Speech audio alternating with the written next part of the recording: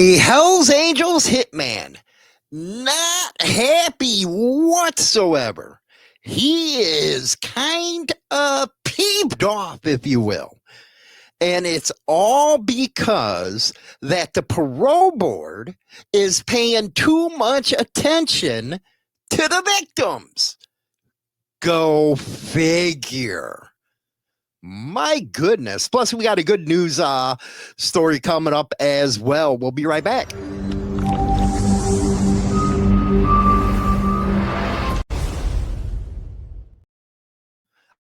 I'm telling you, the nerve of this parole board to think of the victims over this hitman who happens to be an alleged Hells Angel hitman.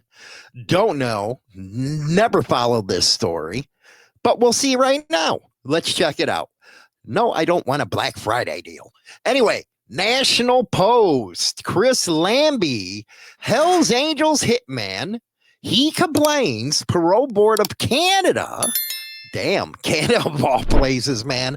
I heard, I ain't going to get into that part, pays too much attention to victims. And it goes on to say, you argue that the victim's statements and persistence or presence were given too much weight, said the appeal decision. Who would have imagined that the victims of the crime are able to give statements or be there? I'm telling you what, IQ test is all I am saying. But a Hells Angel hitman who killed a man in Nova Scotia can't fathom why the Parole Board of Canada takes the victim's family's word over his. Again, IQ test when it comes to granting him freedom. Well, at least you're getting a parole hearing here, man. He received a life sentence. Dean Daniel Kelsie in October of 2000 shooting death of Sean Simmons in the lobby of a Dartmouth, Nova Scotia apartment building. The court heard Simmons was killed for having an affair with the wife of a member of the Hells Angels motorcycle gang. Now, again, I don't know if he was an angel or if it was farmed out. I don't know. You know, this was in 2000. And in a new appeal, who is in his early 50s now, argued unsuccessfully against the decision this past spring to yank his day parole. You're weird up in Canada. You're weird. Very weird. You give day parole to people that are on life sentences. Just saying, I don't know. Quote, you submit that the board's reasons demonstrate that the victims directly influence the board's decision, you think, and you wonder about the actual impact of their presence and, more importantly, the weight that the board gave to their representatives and attendance. Goes on to say, you are of the opinion that the board's decision fails to consider the full context of your case, and that the decision was unduly influenced by the victims who were present. You argue that the victims' statements and presence were given too much weight in the assessment and that you do not understand why their statements were given more weight than your explanation. You killed the dude, man. The parole board revoked Kelly's day parole on the 18th of March because inmates at the Quebec halfway house where he was staying were scared to sleep in the same room as him. They just don't make a good criminal anymore. And his handlers couldn't find another halfway house that would take him. You're in a halfway house, dude, and you're serving life. This past June, he asked the appeal division to overturn that. According to the decision dated the 7th of November, he argued that the parole board failed to observe a principle and fundamental justice. Justice is, dude, you're doing life. You know, it is what it is, dude. You did it. You killed somebody. Down here, man, you'd be thrown in seg and just forgot about. The parole board countered that it considered the poignant and emotional statements by the victims at the outset of the hearing that highlight the trauma that continues to be caused by his action.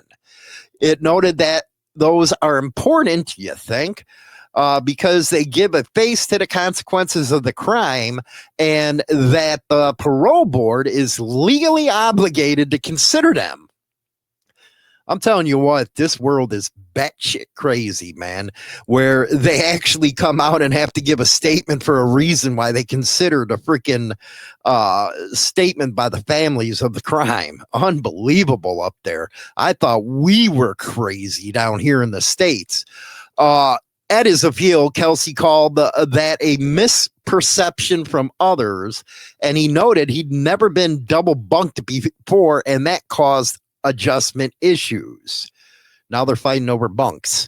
At the hearing, you admitted that you needed to address your attitude, said the new decision. You explained that you having difficulty communicating with others and that you do not realize that your attitude is intimidating.